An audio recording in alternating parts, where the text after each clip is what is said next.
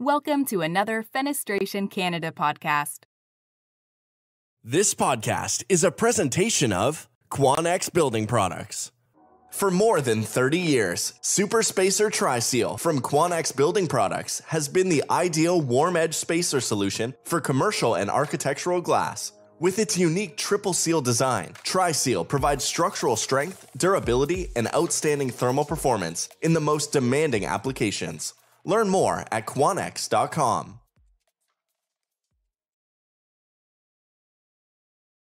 And now it's technical time with UL.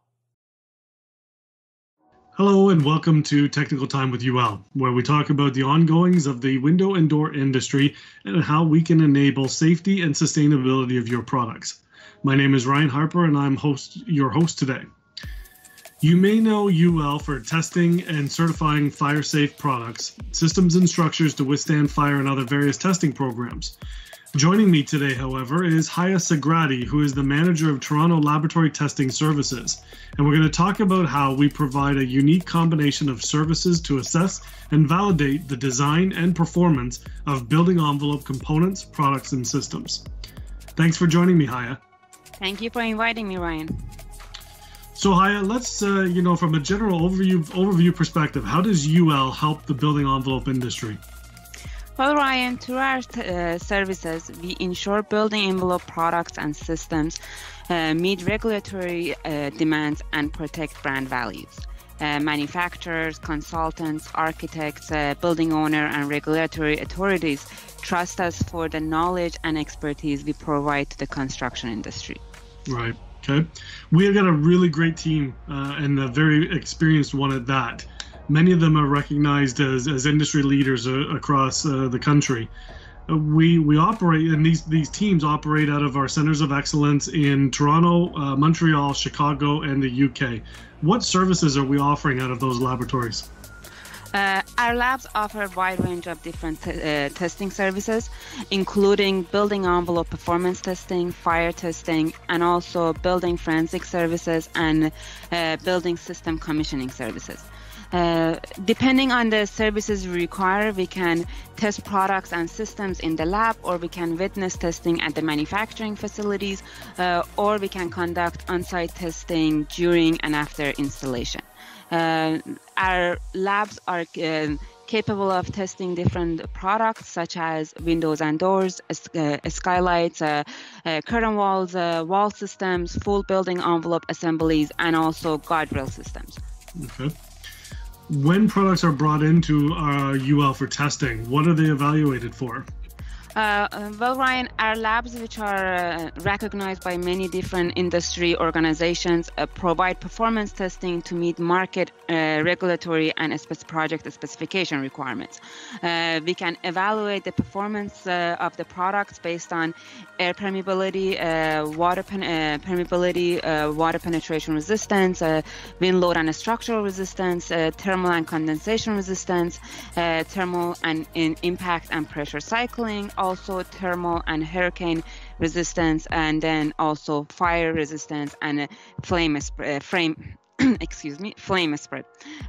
To ensure products and systems meet many different industry standards such as NAFS, CSA, AMA, WDMA, NFRC, Miami-Dade, TAS, ICC, NFPA, UL, and ULC, or just to name a few of the standards we can test. Well, that's a lot. Certainly.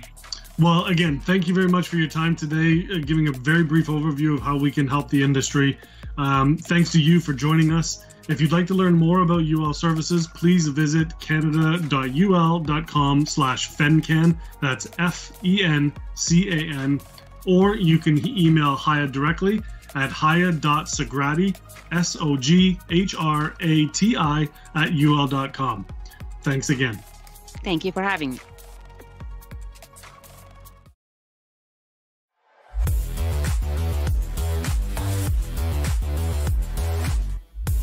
This is Tech Talks, live conversations about the regulatory environment with Al Yagalis. Okay, we're now live for Tech Talks this week. So we have Al today, and good afternoon, Al. Good afternoon, everyone. I just want to thank again Quanex and UL for their support of this show. So today I understand we do have an open line show. So Al, if you can explain the concept. Yeah, today we're going to have an open line show in that I don't have a detailed presentation, a technical presentation, but there are a couple of topics that have come up recently that may be of interest to our members. And I thought we could, introduce them and invite our callers to call in and chat. And also we have a guest who's agreed to join our show today, kind of at the last minute, to talk about something that's on his mind, and that's Terry Adamson, our president. So, okay. Well, so we still follow the concept of open line. He just warned you. Yes, we're basically going to chat with our guest and then take questions, and then we'll introduce a couple of other topics and take questions that are on the minds of our listeners. But you can certainly engage with the subjects we're going to introduce here, but you're certainly welcome to bring up any questions that are on your mind on any aspect of the window industry. So we're open to engage with our listeners. Okay, great. So just as a little bit of housekeeping, well, make sure you use the Q&A button to write your questions. If you want to talk with us, you can raise your hand in the chat, and we'll bring you whenever we have a second. If you're watching on YouTube, well, at that point, you can write some message there on the chat, and I'll have a look there too if you want. If we have time to answer those questions, of course, but we'll prioritize whatever we have here on Zoom. But feel free to ask your questions on YouTube. So Al, you can start that. Great, thank you.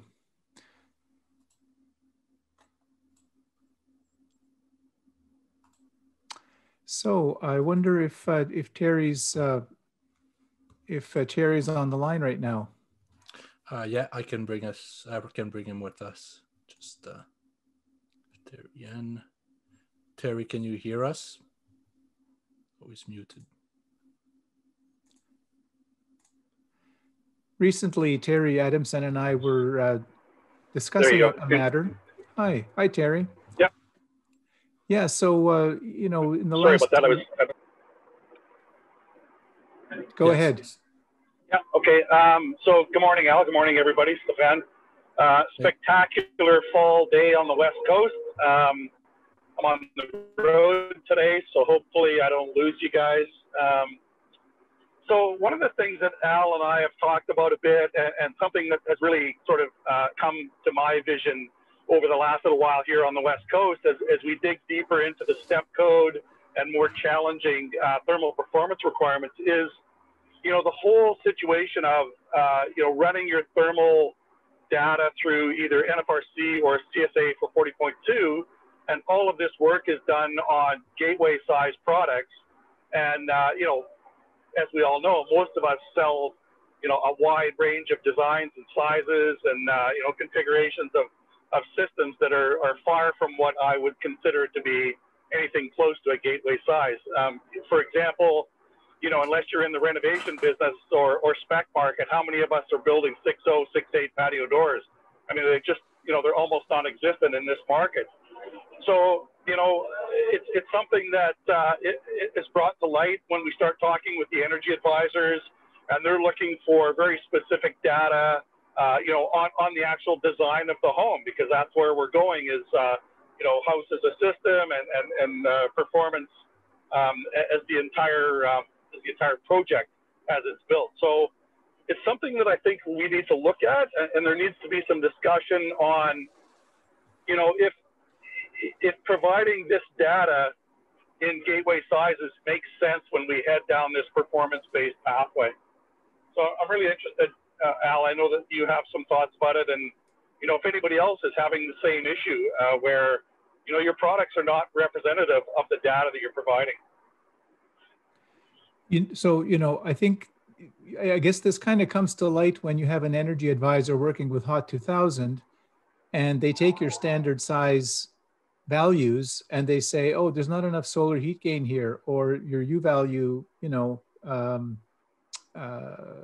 your U value isn't good enough, but you look at the windows on the house and they're much larger than the sizes that your CSA or NFRC data was based on. And so at the early stage, you might be in a situation where your product is not being considered because it doesn't have the performance requirements they want. And yet, if you could somehow provide them with actual size numbers, the performance of your product might be right in the sweet spot of what they're looking for. It's just that you can't demonstrate that easily to them. Is that really where you're coming from, Terry? Yeah, absolutely. That's exactly what. Yeah, and that's happening. And emphasis put on. Sorry. No, okay. Continue. Can you hear me? Okay.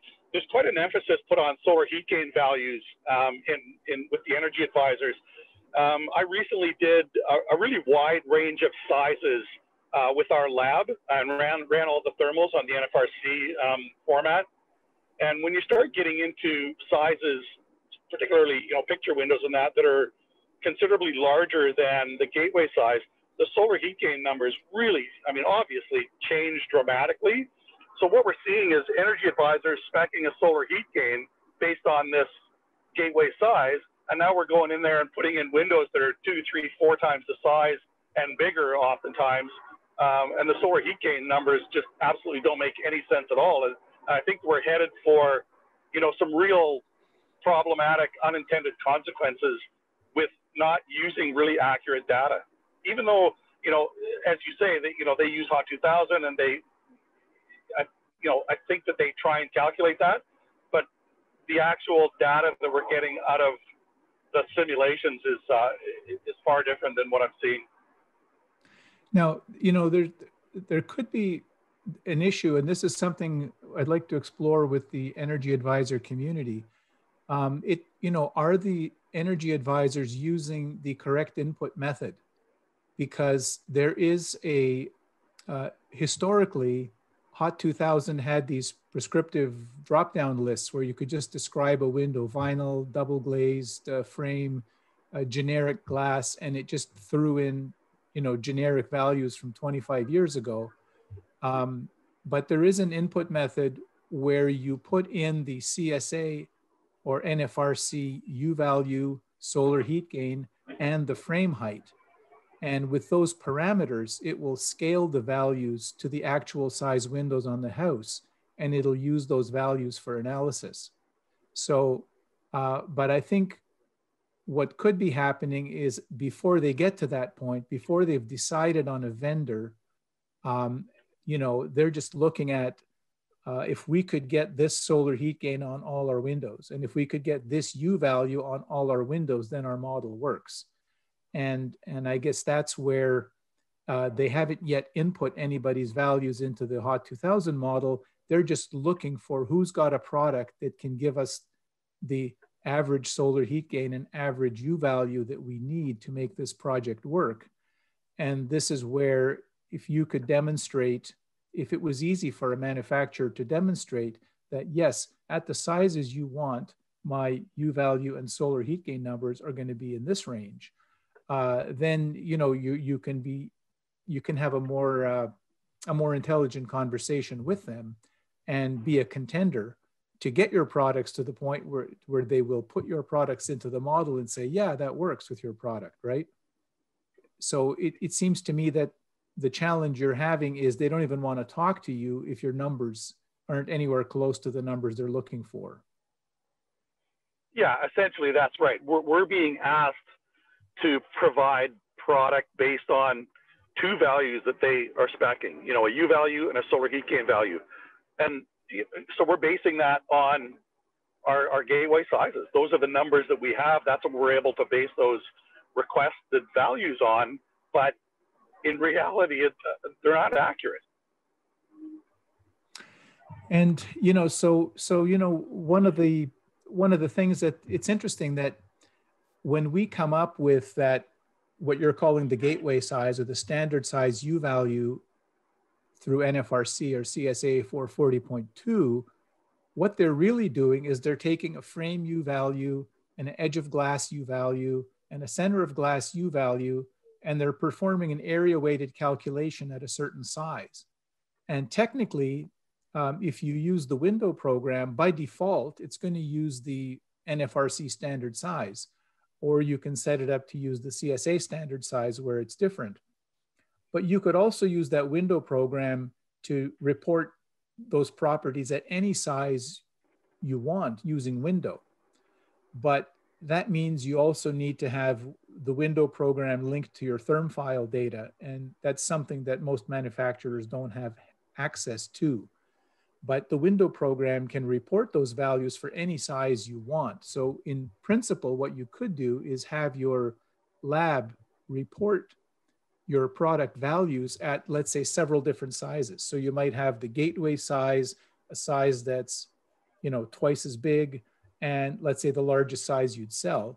So you could potentially have like a small, medium, large option for each of your product types, that you could present to them to show them that these values scale with the size of you're evaluating, and give my product a chance because I have these values from my lab. That would be one way to do it. Have you considered that kind of approach? Well, actually, in fact, Al, that's what I've done. I worked with our lab. I took 3 of our product lines and the configurations within those, like horizontal slider and single hung and picture window, et cetera. And I went through that process where I gave them, I don't remember the count, but it was something in the range of, 50 different sizes based on, what we would sort of typically sell, if you like. And that's when this really came to light to me, that these values that we are labeling with and putting out there to, to the public and to the consumer are not always representative of what it is that we're selling. So yeah, I've done that process. I have several reports that demonstrate that these values are, they vary fairly dramatically. I mean, the U values, maybe not so much, but there definitely was some differences, particularly when you got into some of the more aggressive glazing designs. You started to see a wider spread of what those U value returns were. So I've done this work on some of our product lines. So like I say, that's really what sort of prompted me to start talking about this more in depth. So yeah, I've done that. And then we could get into the conversation as well about, these are all the sizes and the designs that you have values for, but what about all of these other products and designs that we build and sell every day that are not at all representative to what has been modeled and labeled, et cetera. Different conversation probably, but I think it needs to be looked at. So in those so when you had these reports, were you able to show them to the energy advisor and the builder, and that would satisfy them that your products maybe do have the performance that they're looking for?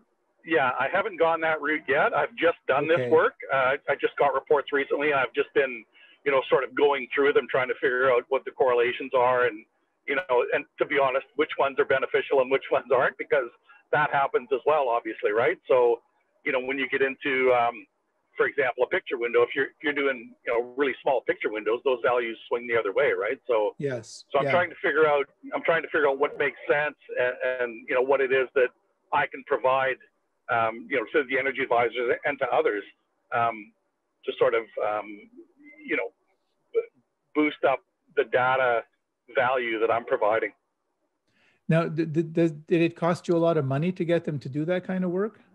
Well, a lot of money is a relative term, right, Al? Okay. What I mean is... I have a really good relationship with our lab. Obviously, we've been working with them for, a long, long time. It wasn't what I would consider to be cost prohibitive. It was all simulations on work that we've already done for certification. So it was fairly easy for them to go in and just, create this data for all the other sizes. So it wasn't, it wasn't bank breaking. Right. And, there's another approach too that could be considered, but it would probably require a change to a standard like the CSA standard, is that to make these calculations at actual sizes, what they're doing is they're doing area weighted calculations. They're taking your frame U value and multiplying it by the area of the frame at a certain size. Then they take the edge of glass U value and they multiply it by the edge of glass zone, which is 2.5 inches around the daylight opening. And then they take the center of glass U value and multiply it by the center of glass area, which is your daylight opening less 2.5 inches. And if you do those calculations, you'll come up with the same number that the window program, is doing at the lab. And, then the question comes up, well, geez, it would be really useful if our simulation reports reported the edge of frame, the frame U values, the edge of glass values, in addition to the center of glass values that are already part of a simulation report. And I know that, I've worked with NFRC reports from labs in the past, and their reports typically report the center of glass U value and the center of glass solar heat gain, but they don't report the edge of glass numbers or the frame numbers. But all of that data is available in the therm files. And I was talking to an NFRC certified simulator about this and about, would it help the industry? And when I say the industry, I'm thinking not just window manufacturers, but also simulators who work on commercial projects, on buildings that have to conform to the National Energy Code for Buildings, or ASHRAE 90.1. There's increasingly a need to determine the U values at the actual project sizes under the performance paths of the large building standards. And I said, I was talking to him and I said, well, would it help the industry if these values were in a simulation report? Because then anybody could use a spreadsheet approach to calculate the actual size values. You could set up a table where you just punch in the width and the height of the window, the frame height, and then referencing the appropriate frame U values, edge of glass, center of glass values, and the spreadsheet would calculate the values for each window as you enter its dimensions. And I asked him, would that be useful? And he said it would be really useful because right now you need engineers to actually have access to the therm files to do those kind of calculations. So he can work with a manufacturer's therm file, and he can generate those. He can generate those kind of calculations with a spreadsheet, but if he didn't have to dig into the therm file, if this was available in simulation reports, he felt this would be a real benefit to many people who have the need to determine actual size values. And that would include manufacturers in your position.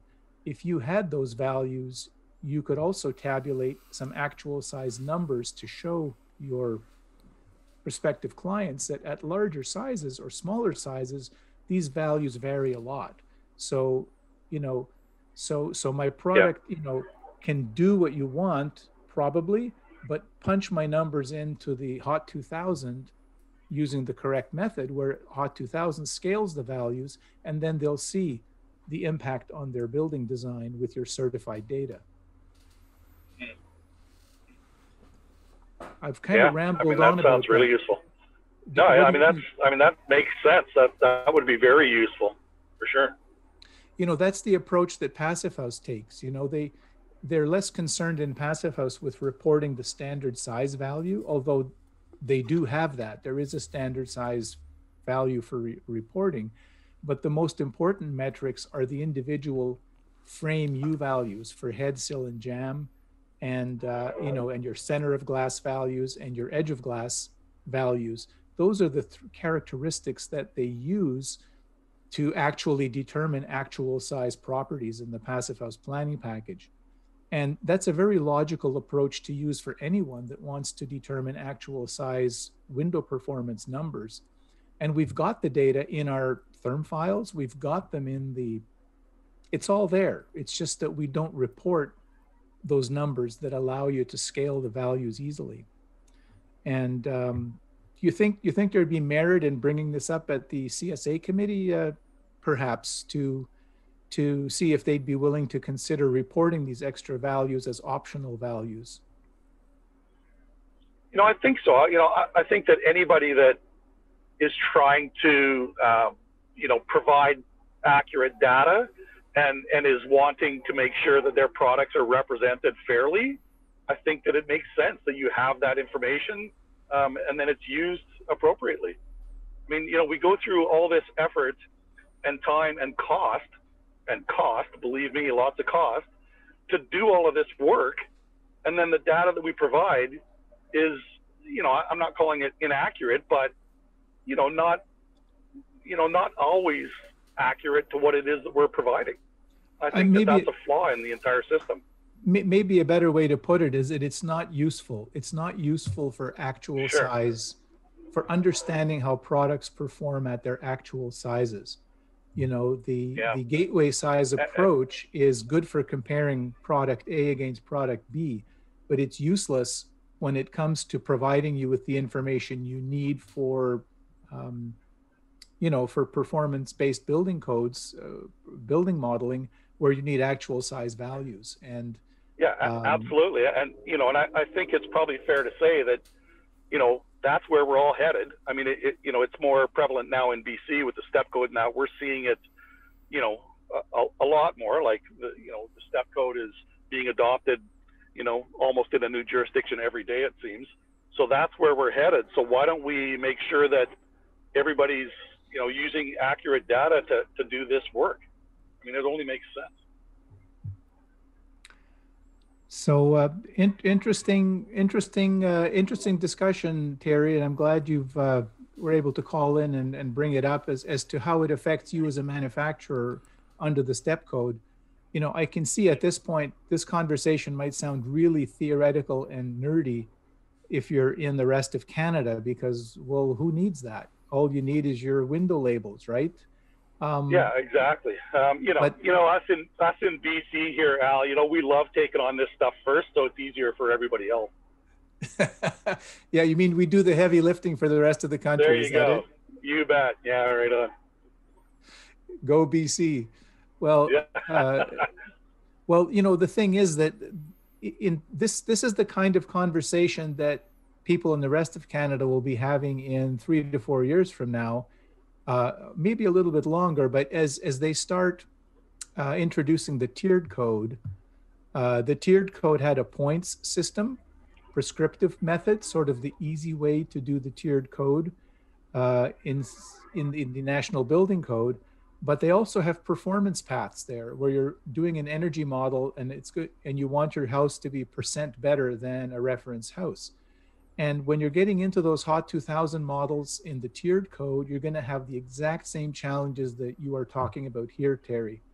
The same conversations will then be happening in Ontario and other provinces as builders will be working with energy advisors doing the HOT 2000 model and saying, we need windows with more solar heat gain. We need better U values than your casement U value.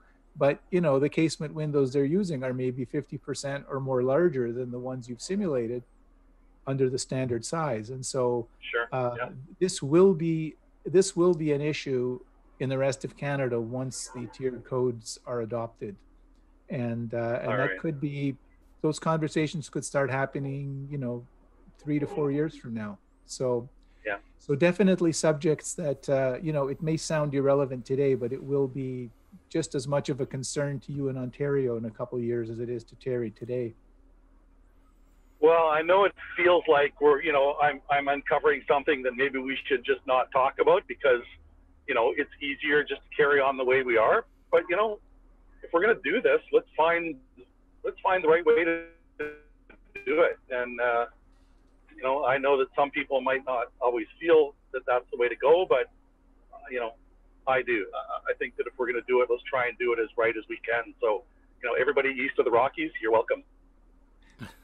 Well, I think it's a subject worth looking into. I'm going to follow up with this NFRC simulator with some thoughts, and maybe I'll try to prepare a discussion paper for the next Fenestration Canada Technical Committee at Windor.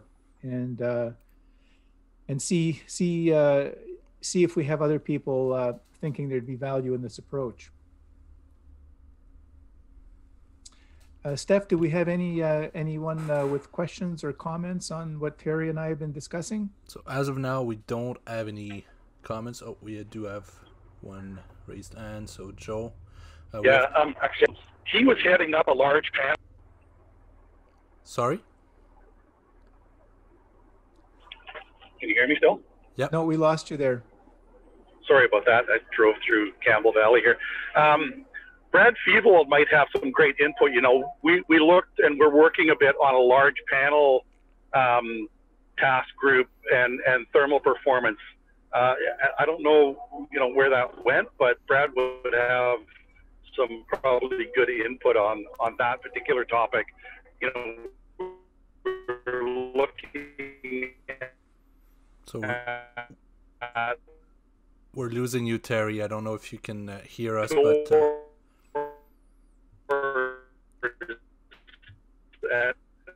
and sliding doors and the sizes that are somewhat, You're sounding a bit underwater, Terry. So I do have Joe. Could you repeat that? Yeah. Oh no. Can you hear me or no? No, we hear you now. Yeah. Okay. I was just saying that Brad Feeble might have some good input. We were on a large panel task group for doors on this very topic a 3 years ago, so he would definitely have some input. Okay. Yeah, that was the idea. I think that Brad was working on was to try and allow the reporting of U values for these large doors at larger sizes, at a larger gateway size that was more representative of the sizes of doors that people are buying, especially when you're talking about lift and slide doors and folding doors. Those products exist to glaze very large openings, and the 6068, patio door of 20 years ago is not the appropriate size that you want to report for those kind of products. So yes, so we should follow up with Brad maybe at the Fenestration Canada Technical Committee at Windor, maybe ask him for an update on that topic. Okay, so I'll patch Joe Aiden in. He wanted to talk. So sure.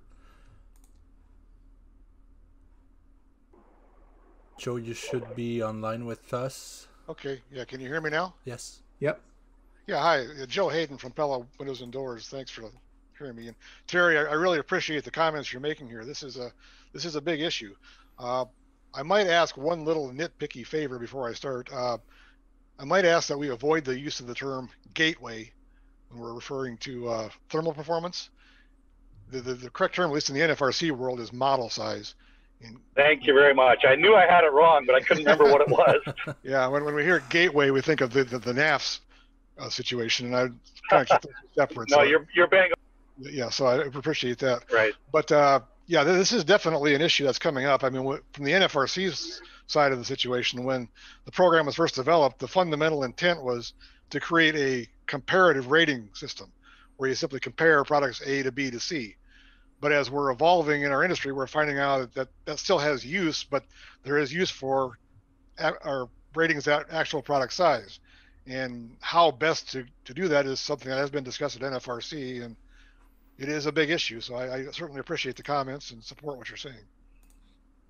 I'm glad to hear it was discussed at NFRC, Joe. Were there any proposals on how to deal with it? Nothing really yet. There is a feature, if it's available, where you can get the size-specific ratings, as you alluded to, Al, and that does work, but it's a little cumbersome, a little clunky. Yeah. And is there a better, smoother, more streamlined way to make that available without overloading the NFRC database at the same time? If we go to something that allows you to rate actual sizes, there's the potential for that to just totally overwhelm the database. So we have to keep that in mind as well. Well, I'm wondering, I don't know if you heard me mention the concept of reporting the frame U values and the edge of glass values in addition to the values that are currently reported. Right. Because all that data is in the therm models. It's all there. It's just that it's not reported. But if you reported the individual frame U values and the edge of glass values for glass, then you would have the edge of glass U value. You would essentially have the ingredients you need that you could use a spreadsheet to perform area weighted calculations with those certified numbers. Right now, you can't get those as certified numbers to work with. You know, your technician, your simulator could pull them out of Therm and give them to you, but they're not reported at this time, even though they're used in the calculations. And the discussion I was having with a simulator, an NFRC simulator here in Vancouver, he works for an engineering firm, but he is an NFRC certified simulator, is that those values are there. And, you know, he told me that it would be extremely valuable for, even in the engineering field on large buildings, to determine actual size values on buildings if they had trusted frame and edge of glass numbers. You could use that spreadsheet approach to determine these actual size values and solve the problem. Instead of NFRC reporting actual size values, providing in the certified outputs those edge values, you know, allows the possibility for those calculations to be done by anyone. Right. You know, based on using certified trusted values. And that's the approach that Passive House uses. They report the individual frame, edge, and center numbers, and people aggregate them at actual sizes in spreadsheets to design buildings. You know, that's how they do Passive House buildings. And you know, it seems to me conceptually a very simple approach to solve this problem. And I don't know if it'd be any appetite to engage NFRC on that subject. I thought it might be easier to bring it up at CSA. Yeah, I think there's validity to that, but even at that, you're adding a significant amount of information to the database, because now for each glass option, you're adding at least five more values. You got a frame U value, an edge of glass U value, a center glass U value, and then you also have divider and divider edge values that have to be added as well. So there's five more U factors, five more solar heat gains, and five more VTs to add for each record in the database. So it's more data. If you had the dividers, there'd be more of them. Although, yeah, I guess in the commercial field they're not used much, but right, it could be. It would be more work, certainly, if you're using dividers. Yeah. Right. It's doable, but there has to be done carefully to make sure we don't overload things. But yeah, it's all very valid and very, very pertinent. So, okay, thanks. No, I appreciate your comments, Joe. Really do. Thank you. Thank you. And I'm, you know, it's good to hear that, you know, the concerns that Terry raised are relevant south of the border as well. You know. Yes, they are, definitely. Yeah. We have any other comments, Steph, on this topic? Right now, we don't have any written questions. Okay. Any closing thoughts, Terry or Joe, on this subject? I mean, for me, you know, I've already sort of, you know, voiced my thoughts, my opinions. I think that as we move further and further into, you know, these high performance requirements and better buildings, you know, we need to really look at making sure that the information that we have to provide is as accurate as it can be. You know, it's the difference between, you know, getting a job and not getting a job. You know, oftentimes these numbers hinge on that. So you want to make sure that whatever it is everybody's using, so not just, you know, not just us, that everybody's using, you know, the best possible, most accurate data that we can use. I think that's key for the entire industry and for, you know, better homes moving forward. You know, let's find ways to do it right. No, certainly agree with you, Terry. Thank you. I agree too. We need to find a way to do it without compromising what's already in place. Yes. Yeah. That's yes, for sure. Yeah. But it's a very, very good point. Thanks. Okay, well, I'm sure we'll be discussing this subject in the future at different venues, but thank you very much, Terry and Joe, for your contributions here. Great. Thanks for talking about it, Al. I think it's important, so appreciate it. Great. Well, There was two other things I just thought I'd mention on today's show. And it has to do, one of them is bird-friendly glass. It's not something we talk about every day, but it certainly comes up as an issue in certain parts of the country if you're on a pathway of migrating birds especially. You know, we now know that millions of birds die in collisions with buildings. According to the American Bird Conservancy, up to 1 billion birds die in collisions with glass each year in the United States, and that's a pretty staggering number. And the problem is really the glass and the reflections on the glass and the transparency of glass. And essentially, birds tend to not really see glass as a solid surface, and that tends to lead to the problem. There's been quite a lot of work done now to address. You know, we have some understanding of the kinds of features that can be applied to make glass more recognizable to birds, and also in terms of building design. Last year, there was a Canadian standard published, CSA A46019, on bird-friendly building design. And so that standard addresses a number of features that are relevant to design of buildings for mitigating the bird collision problem. And also we have individual cities that have come up with bird-safe design guidelines, such as Ottawa and also Toronto, which has bird-friendly glass best practices, extensive documentation and program. Toronto is one of the cities where bird collisions are a real problem, where, you know, large numbers of birds die in collisions with glass. And this slide shows some of the migration routes of birds as they travel, you know, each year in their routes across the continents of North and South America. And so the problem is particularly acute for buildings located on these flyways. Near to where we live here in South Delta in British Columbia, we live close to the George C. Rifle Migratory Bird Sanctuary, and twice a year we are visited with flocks of tens to hundreds of thousands of snow geese that pass through this area. You know, traveling north to Siberia and then south to southern climes and stopping here along the way. And Environment Canada has a Canadian Wildlife Service station very close to this bird sanctuary, and they have experienced the problem of bird strikes on the glass at their building that they operate from.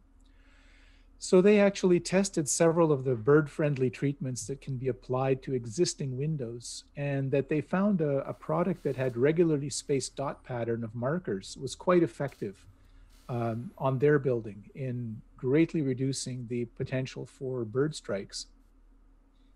And so, you know, this is one of many technologies available which can be applied to glass. In this case, it's a series of dots that are applied to the surface of the glass. It can be done with residential windows and commercial windows that have apparently been shown to be pretty effective at making glass visible to birds and mitigating the problem. So, you know, if bird strikes are a problem in your area, perhaps you're already aware that these kind of products exist. But I'd be curious to know if any of our viewers have encountered this issue. Have you been involved in questions about protecting your windows and glass doors to minimize this problem? Do you have any experience with the products that are offered on the market to mitigate this kind of a thing? So it's a subject that came up recently. A colleague of mine, David Bruce, who some of you might know, he's been quite involved in parts of the window industry here in British Columbia, going back 15 years or more. And he's been quite involved with the folks at this Environment Canada station who are looking to expand the use of these kinds of products in order to protect, you know, birds from premature encounters with the built environment. So if anyone has any comments or thoughts, feel free to call in and update us with any information you might have about this or any experiences you have with this topic. Or you can use the Q&A too if you don't want to necessarily talk about it, but you want to send your questions by with the Q&A section. You can do so. Another topic that's come up recently in my world is the topic of thin triples, thin triple pane units. Just this week, Door and Window Market Magazine in their newsletter reported on the NFRC virtual conference. It took place Monday, Tuesday, and Wednesday of this week. And in the update, they mentioned that Marc Lafrance, who was the Windows Technology Manager on Emerging Technologies at the Department of Energy in the US, spoke about some great opportunities for window companies. Basically that there's $80 million of research and development funds available in the sector, and this includes research for window technologies. So this was reported at the NFRC meeting this week. And basically he continues, I would like you to make me very busy by getting your proposals in. We don't usually have a lot of funding opportunities for Windows, so take advantage of this. And he was particularly interested in another opportunity, which is that the Department of Energy is going to start working with utility programs to get them to start working with thin triple pane windows. He says this is a new opportunity for manufacturers to get involved. And really, this is an opportunity, I guess, and a challenge more for the insulating glass fabricators and the window manufacturers, because the concept of a thin triple window is a triple pane unit that could fit into the same glazing pocket as a double pane unit.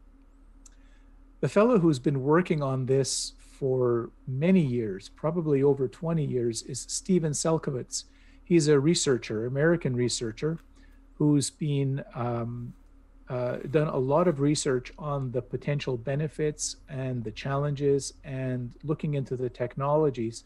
His most recent report on the subject is dated April 30th, 2020.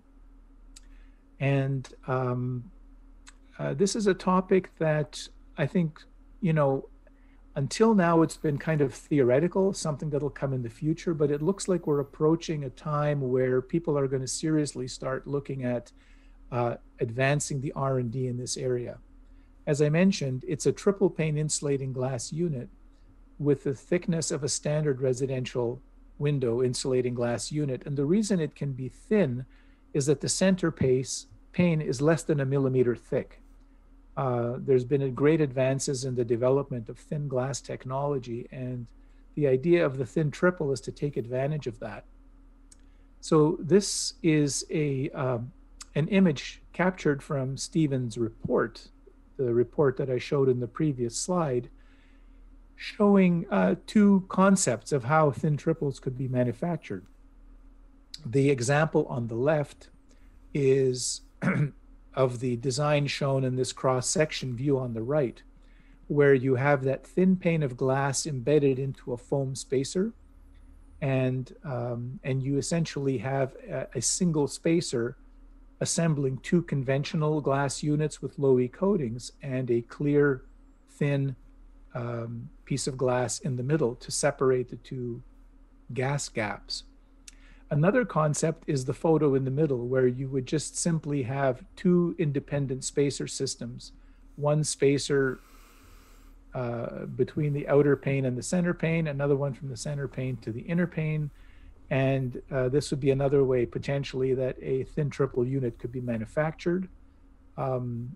It's not clear here whether there's a secondary sealant that would need to be applied to fill these gaps and complete the unit. But basically there's a two spacer approach or a single hybrid spacer approach. So it looks like this technology is now at a stage where, conceptually, the problems have been worked out, and it's more a case of actually starting to build units, do R&D testing for durability, see if it's possible to set up manufacturing lines to actually manufacture units using such thin glass. I imagine that there are going to be handling issues with the thin glass and storage issues. So there's probably, a lot of things to be considered for the insulating glass fabricators. But the potential here is to essentially allow manufacturers to swap out, a conventional insulating glass unit that's maybe at the R2 level or R3 level with a unit that's maybe closer to the R5 level, significantly improving its thermal performance, and also making a triple glazed unit that is much lighter to handle, and a triple glazed window that is not as heavy as a triple glazed window if all three panes were of the same thickness. So this is something that looks like it's an idea that's heading out of the you might say, out of the theoretical, out of the research only lab hopefully into a setting where insulating glass fabricators will potentially entertain starting to fabricate these kinds of units. So I'm wondering, as listeners to Tech Talks, what do you think about this thin triples idea? It potentially would offer thinner, lighter triple glazed units. There's a question of when will it be commercialized? If it was available, is this a product you would want to use in your future triple glazed windows? Will it be commercially available in Canada before 2030? At this point, we don't know, but it's encouraging that it looks like they're getting ready to start seriously trying to introduce it into the market in the US. And a question to our listeners: would you like to have a tech talk devoted to the thin triples topic? Because we might be able to pull together some folks who'd be happy to tell us more about where the research is at, and more about how they got to this point and where they think it's going to go. Yeah, so we do have a question. Kyle is asking, would you know if anyone has also looked into the acoustical performance of a thin triple along with the thermal? I don't know at this point. That's a good question. I do have a copy of this report from Steven Selkovitz. Recently, he contacted me because of this market transformation roadmap program that we're on in Canada, and he wanted to make sure that we were aware of the work that they've been doing on thin triples in the US. So he sent me a couple of his reports.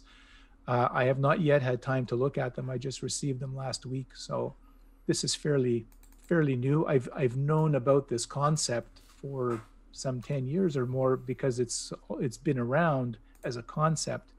The interesting thing is it seems to be moving forward closer to being a real product that's available. So yes, I don't know the answer to that question, but once I dig into these reports, we'll see if there has been some work done on the acoustics of these products. Okay. We do have Terry who wants to come back and comment on that, so I'll bring him back, and we'll hope that he's out of his lake or wherever he was. Terry, you should be on. Yeah, no, you hear me? Yep. Yeah. Boy, such a beautiful day out here for a drive. Hey, the thin triple thing, I've definitely been looking at it. I know Al and I did talk about it a little bit. Unfortunately, it's a little bit late because we're all going through the process right now of making bigger frames with bigger glazing pockets to accept these big triples, but that's fine. It is what it is. But something that I think it will be really beneficial to is some of the industries that are much slower to change. And a perfect example is what we're dealing with right now. We sell fiberglass doors, which are typically 1 3/4 inch overall doors, and trying to get a triple into those doors, 1 inch really is the absolute max you can squeeze in there. And when you're dealing with 3 mil glass or even potentially thicker glass in some cases, it becomes really problematic when you get down to airspaces of, 5/16 and less. Obviously, internal grids are an issue, and potential, blast deflection touching is an issue. So, I think that there's definitely going to be a place for it. Unfortunately, it's a little bit late for some of us that are developing these systems with bigger glazing pockets right now. But I can't wait to see it come to fruition. I think that if they can overcome the technical challenges, I think it's going to be a win for our industry. So it'd be really interesting to see where it is. A Tech Talk session to get these guys in the room, Al, would be great. I'd love to hear what's going on and if they have any projections about timeline. Thanks. Sounds good. And yeah, you're right. The door market is one where you really do need a thin triple. If you're not, the other alternative is you're going to have a thicker door slab too. So definitely an interesting point. With respect though to window frames, I would imagine that your window frame designed for a conventional triple unit could probably accommodate a thin triple with a different glazing bead, I would think. Yeah, absolutely. We certainly have those designs in our in our systems, but again, the point is that we're making these frames much deeper to accommodate all of these things. So even though we can accommodate different overall sealed unit sizes and certainly accommodate a thin triple, if this had been here 5 years ago, we'd all be making thinner frames probably, I would expect, which are less costly, of course, right? Yeah, but thinner frames, you might still need a wider frame for better thermal performance in the frame, don't you? Oh, I have other secrets for that. Good to know. Good to know. We do have Joe wants to come back too, so I'll patch him in at the same time. Sure. So Joe, you should be online. Okay. Yeah. Hi. So Terry's mentioning of doors raises what I and others have raised as a fundamental flaw here, in that I think it's the case in Canada as well as the U.S. that doors all have to have safety glazing, and in the cases where safety glazing is required, all the panes have to be safety glass. I don't believe there's any way to make this thin center light a safety pane of glass. This is something I've mentioned to Steve Selkowitz and others a number of times, and I'm not sure that this issue has been really resolved yet. So that, to me, that's one of the fundamental issues here, is where safety glazing is required. There's no way to make it a safety pane. It's a great point. Absolutely, it could be an issue for sure. Yeah. So I'm wondering too, though, whether the thin glass in the middle is as much of a cutting hazard as let's say thick glass is. That in other words, if you fractured a thin triple unit that, let's say, just had tempered outboard and inboard lights, would the what would be the breakage behavior and the cutting risk of the thin triple remaining in it? Mm-hmm. It's a fair question, but I do know the way the codes in the U.S. are written. No, they do all panes have to be. So it would require a change in code language in many places before this would be acceptable. Yeah. No, definitely, really good point you brought up there. Thank you. Mm-hmm. Any sense, Joe, from your knowledge of the industry, as to whether IG fabricators are looking seriously at this yet or not? From what I hear, they are looking at it. I haven't heard of anybody genuinely going to production with it yet in any way, but it is being considered from what I see and hear, yes. Right, okay, yeah. My hunch is, well, we don't know. We don't know how it'll be rolled out.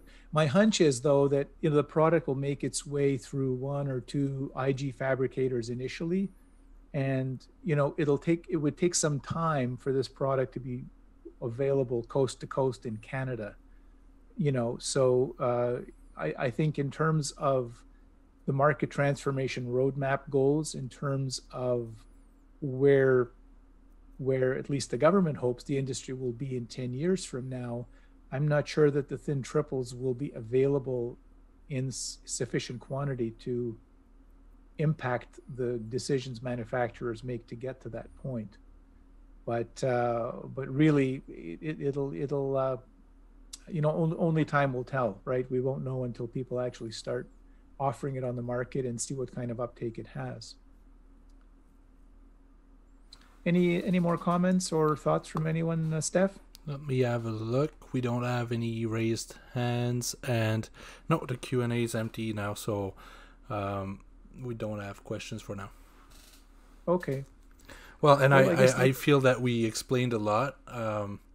Then again, you did add some. You did have some topics kind of prepared, so I just feel like people might have a lot of questions on specific topics, but might not want to bring it up like that. So we if you guys would like better, we could send an email in advance and have you send your questions in and stuff like that could help too.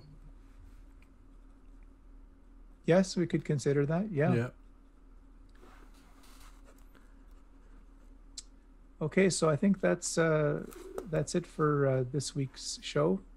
Okay, well, so let me thank again Quanex and UL.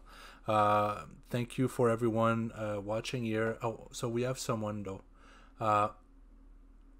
We have Abdul asking, just wanted to know what was the status of the new NBC code revision. Yeah, so I was listening in on a Canadian Home Builders Association webinar this morning where they had two officials from Codes Canada giving an update on the code, especially Part 9 of the code. They are saying that the target date for publishing the 2020 National Building Code is going to be December of 2021. Okay, so a full year so from that, now. That was the latest word this morning from the Code Center guys. December 2021 publication date for the 2020 National Building Code. Okay. And then a follow-up question. Yeah. So the U values are all fixed and accepted? Well, there aren't prescriptive U values. What they've introduced is a tiered code. If you're referring though, yes, there are U values associated with the points on the prescriptive path of the tiered code in Part 9. I don't know if they're all finalized yet. Standing committees are still meeting. They're still working out the bugs in some of not the bugs, I would say. They're still working through public review comments on the energy related changes. Okay. So the committees have not yet finished their work. That's why the publication date of the code has been pushed out to December of 2021. The standing committees might be continuing to meet still for another, several months easily.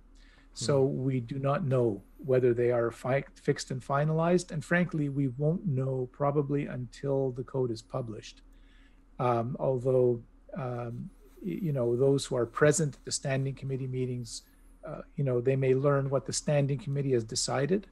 But with the code, even when a standing committee approves some aspect of the code for publication, you don't really know until the code's published whether it was there, because the Canadian Commission on Building and Fire Codes still has a level of review above the standard committees. So when the standing committees have all finished their work, the Canadian Commission on Building and Fire Codes still looks over everything, and sometimes there are still changes made prior to publication. So we cannot say definitively what will be in the 2021 code or the 2020 code when it's published, but we have a general indication of it from what went out for public review. Okay. We do have a follow-up question. So do you have any information on adoption and enforcement? Because it does have an impact on compliance and need for window manufacturers to plan from now on for compliance. Yeah. So I think you should count on, it would be safe to count on the values that were in the public review as targets. Because that's the best information we have. Okay. We won't know anything better until the code is actually published. So and the code won't be published till December 2021, which means it probably won't take effect in most provinces until 2023 or 2024. It won't be happening sooner than that, I don't think. So you would say we it's don't still know a few yet, years but, out. Yeah, so there's years to go. Okay. So even for compliance and all that, well, they're still going to have time to prepare. There's still time. Basically, from the time the national code is published, you'll probably still have another 2 years before, it's going to actually be enforced in any province. Mm-hmm. So, it's going to, you still have lead time to respond to that. Yeah. Okay, so, well, I think that's it for the questions. So, I was in the process of thanking our sponsors, Quanex and UL. So see you next week. And do we have a topic for next week already, or is this going to be a surprise by email later? It'll probably be another open line type show like this week. Okay. But unless I can get a hold of someone to talk about thin triples, Mm-hmm. in which case we might be able to get that for next week or for a future show. So Okay. We'll know by Monday, and there should be a mail out Monday with next week's topic. Yeah. So yeah, exactly. Just have a look at your emails, and you should receive the topics. But then again, if you have questions, and it also applies to every show, even when we have presentations and specific topics, we're always happy to try and answer your other questions. And if we can't at that time, we just find the answer and come back in another week. So just wanted to put that out there. So thanks again. Have a nice afternoon and rest of the day, and see you next week. Thanks, everyone. Thank you. You are a member and want to be part of the live recording of Tech Talks? Easy. Visit fenestrationcanada.ca and sign up for the next show.